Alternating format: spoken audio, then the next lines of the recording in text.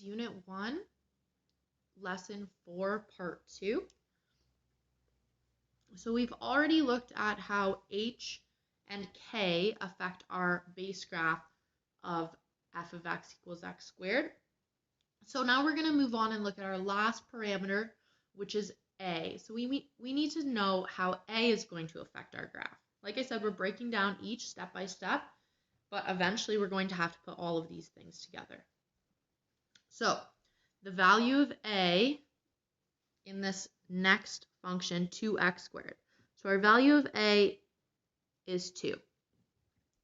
2 is a positive number, so our direction of opening is up. Okay, our vertex here is not going to change. So just 0, 0. Our axis of symmetry is also not going to change. So we're not shifting up and down or left and right. This is all just going to be x equals 0.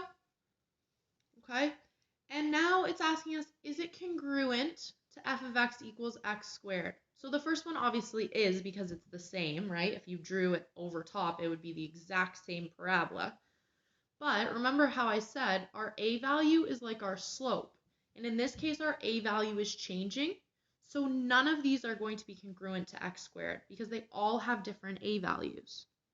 So we're actually just going to write no for all of those. Okay, so we can see for this one, we are focusing on the direction of opening. Okay, and obviously the value of a is going to be changing. So in the second one here, our value of a is 0.5. Okay, positive 0.5. It's a positive number, so our direction of opening is up. Okay, this next one, our value of a is negative 2. Okay, that's a negative number, so our direction of opening is actually down.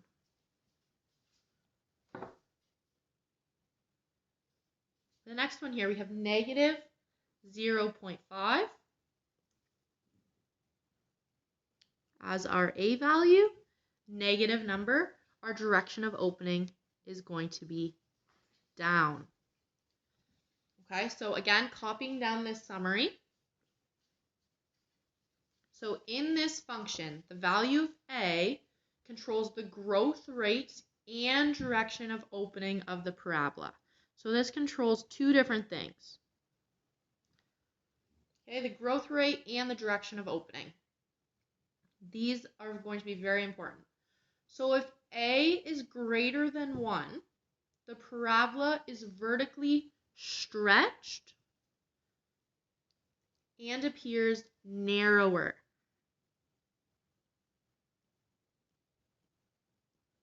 So it's going to appear narrower.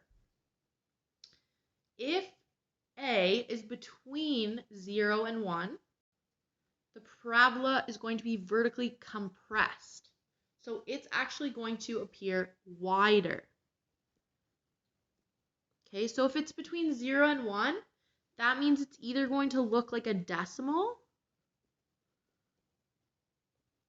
or a fraction. Right? Those are going to be between 0 and 1. And the last condition, if a is less than 0, okay, which basically means if a is negative, the parabola is going to open down. So let me draw a couple of these on a graph for you so you can kind of visualize. Okay, and again, bear with me, they're not going to be perfect whatsoever. Okay, so let's do just 2x squared. I'm going to do that one in yellow. So 2 is greater than 1. So it's going to appear to be vertically stretched, which means it's going to look narrower. So actually, if I draw just our base graph in orange here, so this one is just x squared. Okay, our next one is 2x. So it's going to look something like this. So it appears narrower, right? You can see that that one is narrower. If I were to graph negative 2x, okay, that's going to have it's the same slope as the 2x, but because it's negative, it's actually going to be flipped upside down. So it's going to look something like this. Okay?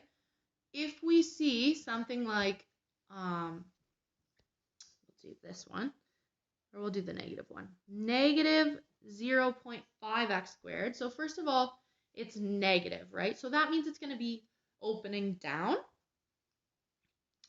And it's 0.5. So that actually is between 0 and 1. So that means it's vertically compressed, so it's going to look wider than our original graph. So it's going to look something like this. So you can see that pink line is a lot wider, and this should be connected here, than that orange parabola that I created.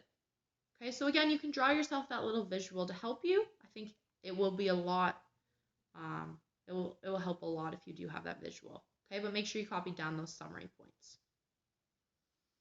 Okay, so continuing with this A value. So the value of A dictates the step pattern. Okay, step pattern.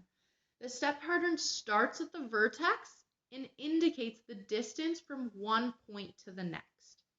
So if A equals 1, which in f of x equals x squared, A equals 1 in that case, our step pattern is going to be 1, 3, 5, etc. Okay? It's just always going to be 1, 3, 5, etc. If A is anything other than 1, the step pattern is going to be 1 times A, 3 times A, 5 times A, etc. So if, for example, and I would write these examples down, we have f of x equals 2x squared, our step pattern, knowing that it's 1a, 3a, 5a, is going to be 1 times 2, 3 times 2, 5 times 2, etc., right? Because there's more points on our graph, so we could just keep going. So our step pattern is actually going to be 2, 6, 10, etc. Okay, so let me show you what this actually means. Give you a bit of a visual here. Whoops. Okay, so let's look at this from a table perspective. So basically, this step pattern just represents those first differences, right? And we can see that there. Okay, so if we're looking at this parabola, which I've drawn for you, this is a very accurate drawing, f of x equals x squared, which is our base graph, we can see the step pattern here. So we start by going over 1, up 1. Okay, there's a point on our graph. Over 1, up 3. There's another point on our graph. Over 1, up 5. Over 1, up 7. Because this graph is symmetrical, the other side is going to look exactly the same. So we have over 1, up 1, over 1, up 3, over 1, up 5. Okay, and those are going to give us those points on our graph. So if we look over here, so obviously 0, 0 is our starting point. But if I look, if I go negative 3, 9. So I go over to negative 3 here. So 1, 2, 3. This is negative 3. And I go up all the way up here. That should be at the point 9, and it is. Okay, so if you use a table of values, which you can, you don't really need to worry too much about the step pattern because it's just going to give you your points, right? And these, in order to get these points here, remember we're given our x values here, right? These are given. So we're just subbing those values in using substitution to solve for y. So if f of x equals x squared, all we would do, if we were subbing in x equals -2, we would just do -2 squared, which equals 4. If we were subbing in +2, we have 2 squared, which also equals 4. Okay, so it's just substitution. Nothing too crazy. So if that's better for you to just kind of create a table of values, absolutely you can do that. If not, use this step pattern to plot your points. So our a value is not always going to be 1, okay, which we saw on that last slide.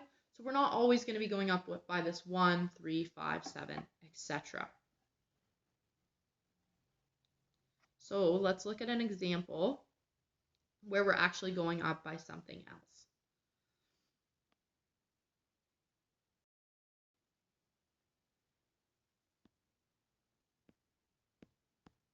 And we're almost done the note here.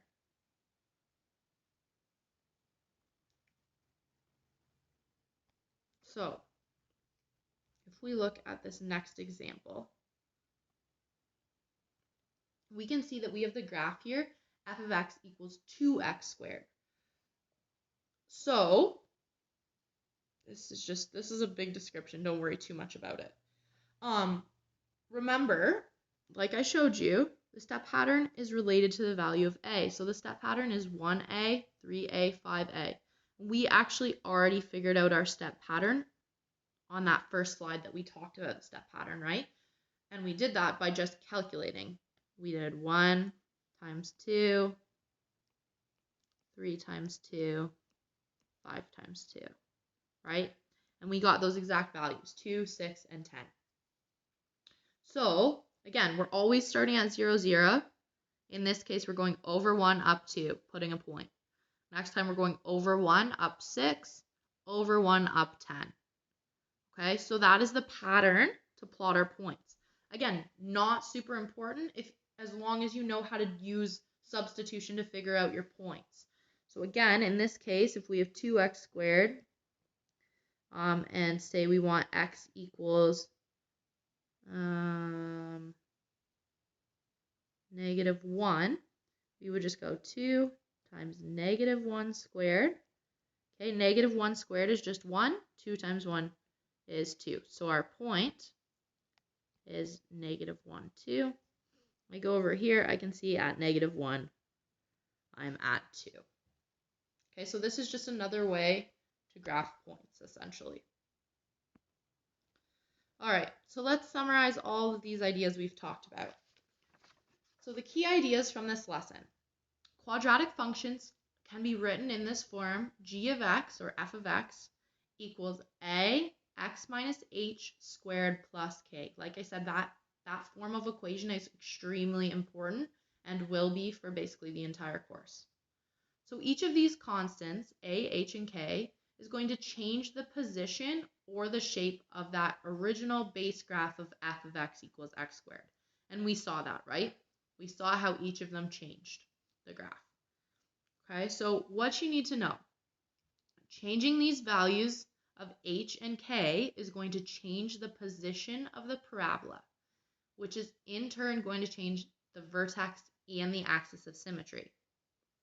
Okay, but the new parabola is still going to be congruent to f of x equals x squared. That's when a equals 1. If we change the value of a, we're going to change the shape of the parabola as well as the direction of the parabola, right? So that new parabola is not going to be congruent to f of x equals x squared when a does not equal 1 or -1. Okay, so if a equals anything other than 1 or -1, it is not going to be congruent. So this essentially is just a summary of those tables we filled in on the first 3 or 4 slides. You don't need to copy it all down. You essentially have copied all of that down throughout the note. It just kind of brings it all together if you want to add that. Okay, so in summary here, for this function, okay, if we're looking at A, and again, if you didn't copy this all down, this is going to be the ultimate summary of the note. So if A is less than 0, we have a vertical reflection. Okay. If A is between 0 and 1, we have a vertical compression. Okay, so this reflection just means flipped. Okay, it's going to be upside down because it's negative. So if we have a fraction or a decimal, we're going to have a vertical compression. And if we're greater than 1, we're going to have a vertical stretch. Okay, so this was a summary of A. Okay, now we're going to look at H. So if we have x minus h squared, we have a horizontal shift to the right h units if it appears negative. Okay? If it appears positive, we have a horizontal shift left h units. And lastly, we looked at k. So if k is greater than 0, we're going to be moving up. Okay? If k is less than 0, we're going to be moving down. So that one is pretty simple. Okay, so for this whole note, I know it was a long one, this is really what you should have taken out of it, because you are going to actually be applying these transformations and you'll have to understand how each of them works. Okay, again, I'll let you know your homework on D2L, but this is the end of Unit 1, Lesson 4, Part 2.